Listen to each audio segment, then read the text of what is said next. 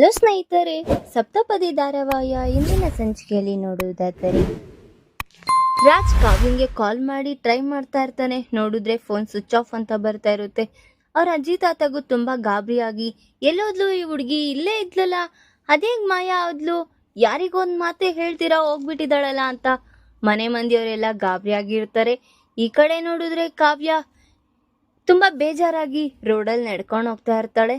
ಅಲ್ಲ, ಅಂಥದ್ದು ಮನೇಲಿ ಏನಾಯ್ತು, ಏನೂ ಆಗಿಲ್ವಲ್ಲ, ಜಗಳ ಏನೂ ಆಗಿಲ್ವಲ್ಲ, ಯಾಕೆ ಕಾವ್ಯ ಈ ಥರ ನಿರ್ಧಾರ ಕಾವ್ಯ ಎಲ್ಲಿಗೆ ಹೋಗ್ಬಿಟ್ಲು ಅಂತ ತುಂಬಾ ಯೋಚನೆ ಮಾಡ್ತಾ ಇರ್ತಾರೆ. ಆಗ ರುದ್ರಾಣಿ ಅವ್ರ ಅಕ್ಕನೂ ಆಗ ಮದುವೆ ಟೈಮಲ್ಲಿ ಓಡೋದ್ಲು.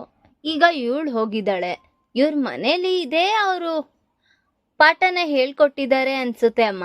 ಯಾವಾಗೂ ಇದೆ ಅಲ್ವಾ ಇವ್ರ ಕತೆಗಳು ಅಂತ ಹೇಳ್ಬೇಕಾದ್ರೆ ಅಪರ್ಣಗೆ ಕೋಪ ಬಂದಿ, ನಿನ್ ಸೊಸೆ ಆ ಥರ ಮಾಡಿದಾಳೆ ಅಂತ ನನ್ನ ಸೊಸೆ ಆ ಥರ ಮಾಡಕ್ ಹೋಗಲ್ಲ, ನೀನ್ ಹಂಗ್ ಮಾತಾಡಕ್ ಹೋಗ್ಬೇಡ ಕಾವ್ಯನ್ ಪರವಾಗಿ ಅಂತ ಹೇಳ್ಬೇಕಾದ್ರೆ, ಏನದ್ಗೆ ನೀನ್ ಕಾವ್ಯನ್ ಪರ ಮಾತಾಡ್ತಿದ್ಯಾ, ಏನ್ ನೀವೆಲ್ಲ ಒಂದಾಗ್ಬಿಟ್ಟಿದ್ದೀರಾ ಅನ್ನಂಗಿದೆ, ಓ ಕಾವ್ಯನ್ಗಿಗ್ ನಾನು ಏನೂ ಅನ್ನೋ ಹಾಗಿಲ್ವಾ ಅಂತ ಹೇಳ್ಬೇಕಾದ್ರೆ, ನಾನು ಅವಳು ಒಳ್ಳೇದು ಕೆಟ್ಟದು ಎಲ್ಲ ನಾನು ನೋಡಿದ್ದೀನಿ, ಅವಳು ನನಗಿಷ್ಟ ಆಗಿಲ್ಲ ಅಂದ್ರೆ ಮನೆ ಮಂದಿಯವ್ರಿಗೆಲ್ಲರಿಗೂ ಇಷ್ಟ, ಅವಳು ಸ್ವಭಾವ ಏನು ಅನ್ನೋದು ಗೊತ್ತಿದೆ, ನಿನ್ ಸೊಸೆ ತರ ಏನಲ್ಲ ನನ್ನ ಸೊಸೆ ಅಂತ ಹೇಳ್ಬೇಕಾದ್ರೆ, ಈಗ ಮಧ್ಯದಲ್ಲಿ ನಾನೇನ್ ಮಾಡ್ದೆ ಅತ್ತೆ ಅಂತ ಹೇಳ್ಬೇಕಾದ್ರೆ, ಅವಳಿಗೆ ತಿಂದಿದ್ ಜೀರ್ಣ ಆಗಿಲ್ಲ ಅನ್ಸುತ್ತೆ, ಅದಕ್ಕೆ ಅವಳು ಹೋಗಿದ್ದಾಳೆ ಅಂತ ಹೇಳ್ಬೇಕಾದ್ರೆ, ಸಾಕು ನಿಲ್ಸು, ಹಾ ಏನ್ ಚೆನ್ನಾಗಿ ಹೇಳ್ತೀಯ ಸ್ವಪ್ನ, ನಿನ್ ತಂಗಿ ನೀನು ಮನೇಲಿ 2 ದಿವಸ ಕಾಣಿಸಿಲ್ಲ ಅಂದ್ರೆ ನರಳಾಡಿ ಅವಳಿಗೆ ಊಟನೂ ಸೇರ್ದಿರ, ಅಯ್ಯೋ ನಮ್ಮ ಅಕ್ಕ ಏನಾದ್ಲು ಅಂತ ತುಂಬಾ ಯೋಚನೆ ಮಾಡಿ ನಿನ್ನ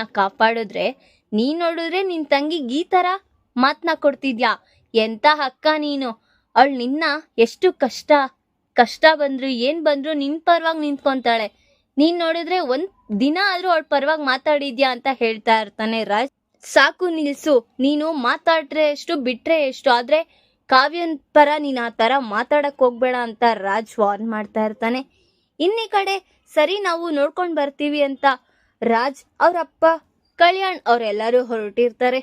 ಇನ್ನೀ ಕಡೆ ಸ್ವಪ್ನ ನಿದ್ದೆ ಬರ್ತಿದೆ, ನಾನು ಹೋಗಿ ಮಲ್ಕೊಂತೀನಿ ಅನ್ಬೇಕಾದ್ರೆ ಅಪರ್ಣ ಹೇಳ್ತಾಳೆ, ನೀನೆಂತ ಅಕ್ಕ, ಹೊಡ ಹುಟ್ಟಿರೋರು ನಿನ್ ತಂಗಿ ಕಾಣಿಸ್ತಿಲ್ಲ ಅಂತ ನಾವ್ ದಿಗ್ಲಾಗಿದ್ರೆ ನೀನ್ ಹೋಗಿ ಮಲ್ಕೊಂತೀನಿ ಅಂತಿದ್ಯಾ, ಎಂತ ಅಕ್ಕ ನೀನು ಅಂತ ಬೈಬೇಕಾದ್ರೆ ಅವಳಿನ ಏನು ಮಾಡಕ್ಕಾಗ್ದಿರ ಹಾಗೆ ಸುಮ್ಮನೆ ನಿಂತ್ಕೊಂಡ್ಬಿಡ್ತಾಳೆ. ಇನ್ನೀ ಕಡೆ ಮನೆ ಮಂದಿಯವರೆಲ್ಲ ಹೋಗಿ ಕಾವ್ಯ ಆಜುಕಿ ಸಿಗ್ಬೇಕು ಅಂತ ಹುಡುಕ್ತಾ ಇರ್ತಾರೆ. ಕಾವ್ಯಂಗೆ ತುಂಬಾ ಬೇಜಾರಾಗಿ ಅವಳು ಯಾರಿಗೂ ಗೊತ್ತಿಲ್ದಿರ ಹಾಗೆ ಯಾವ್ದೋ ದಾರಿಯಲ್ಲಿ ಹೋಗ್ತಾ ಇರ್ತಾರೆ.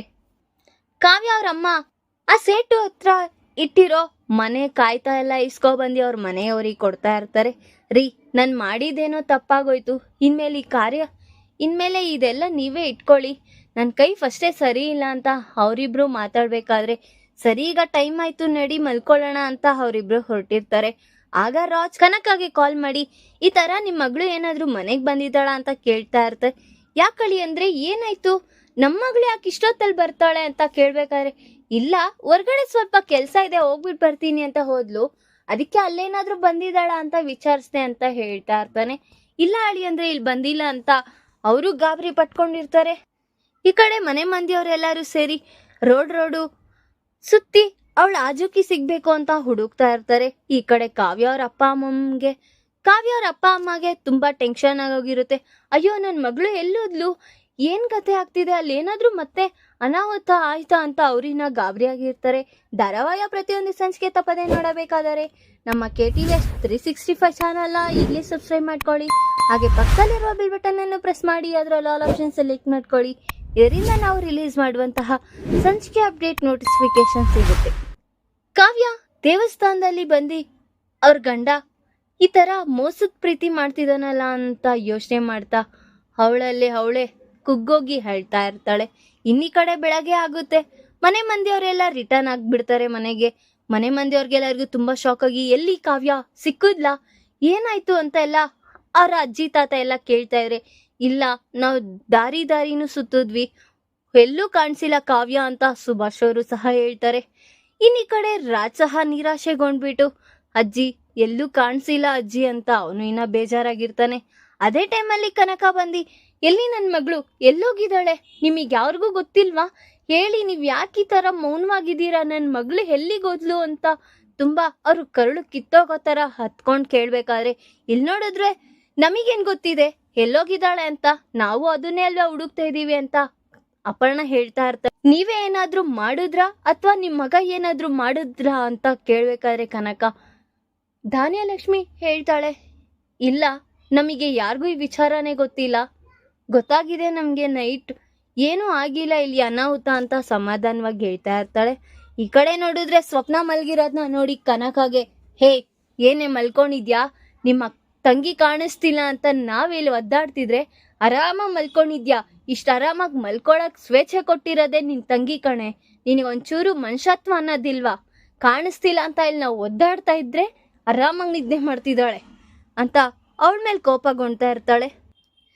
ಅವ್ರಿಗೆ ತುಂಬಾ ಕರುಳು ಕಿತ್ತೋಗೋ ಅಷ್ಟು ನೋವು ಆಗಿ ಅವ್ರ ಮನೆ ಮಂದಿಯವ್ರನ್ನೆಲ್ಲ ಕೇಳ್ತಾ ಇರ್ತಾಳೆ, ಎಲ್ಲಿ ನನ್ನ ಮಗಳು, ನನಗೆ ಎಲ್ಲಿ ಕಾಣಿಸ್ಬೇಕು, ಇವಾಗ ನನ್ ಮುಂದೆ ನನ್ನ ಮಗಳನ್ನ ತಂದು ಇಟ್ರೆ ಸರಿ ಹೋಗ್ತೀರಾ, ಇಲ್ಲ ಅಂದ್ರೆ ಸರಿ ಹೋಗಲ್ಲ, ನೀವು ನೋಡಿದ್ರೆ ವಂಶಾಧಾರಕರು ಎಲ್ಲ ನಮ್ಮ ಹೆಣ್ಮಕ್ಳಿಗೆ ಸ್ವೇಚ್ಛವಾಗಿ ಬಿಡ್ತೀರಾ, ಎಲ್ಲದ್ರಲ್ಲೂ ಮುಂದ್ ಬರೋ ತರ ಬಿಡ್ತೀರಾ, ಈಗ ನೀವೇ ನನ್ನ ಮಗಳನ್ನ ಈ ತರ ಮಾಡಿದಿರಲ್ಲ, ಯಾಕೆ ಈ ತರ ಮಾಡ್ತಾ ಇದ್ದೀರಾ ಅಂತ ಅವ್ರ ಅಳಿಯಂದ್ರನ್ನ ಮತ್ತೆ ಅವರ ವಾರ್ಗಿತ್ತಿನ ಎಲ್ಲ ಕೇಳ್ತಾ ಇದ್ರು. ಅವ್ರೇನು ಉತ್ತರ ಕೊಡ್ದಿರಾ ಹಾಗೆ ಸುಮ್ಮನೆ ನಿಂತಿರ್ತಾರೆ.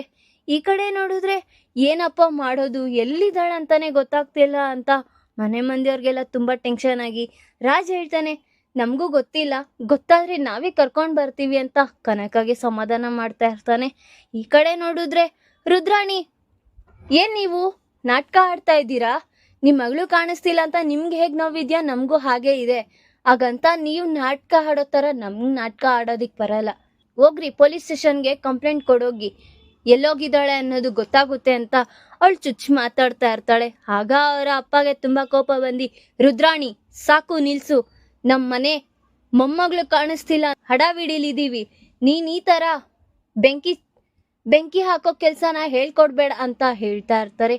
ಆಗ ಕಾವ್ಯ ಎಂತೋಳು ಅಂತ ನಮಗೆ ಗೊತ್ತಿದೆ ಕನಕ, ನೀನ್ ಏನೂ ಯೋಚನೆ ಮಾಡ್ಬೇಡ, ಅವಳು ತುಂಬಾ ಒಳ್ಳೆಯವಳು, ವಿನಯತೆ ಎಲ್ಲ ಅವಳಿಗಿದೆ, ಅವಳು ಅರ್ಥ ಮಾಡ್ಕೊಂತಾಳೆ, ಏನೋ ಇಲ್ಲಿ ಸಮಸ್ಯೆ ಆಗಿದೆ ಅನ್ಸುತ್ತೆ, ಆದ್ರೆ ಆ ಮಾತಿಗೆ ಅವಳು ಹೋಗಿರ್ಬೋದು, ಬಂದೇ ಬರ್ತಾಳೆ, ನೀನೇನು ಯೋಚನೆ ಮಾಡ್ಬೇಡ ಅಂತ ಕನಕಗೆ ಸಮಾಧಾನ ಮಾಡ್ತಾ ಇರ್ತಾರೆ.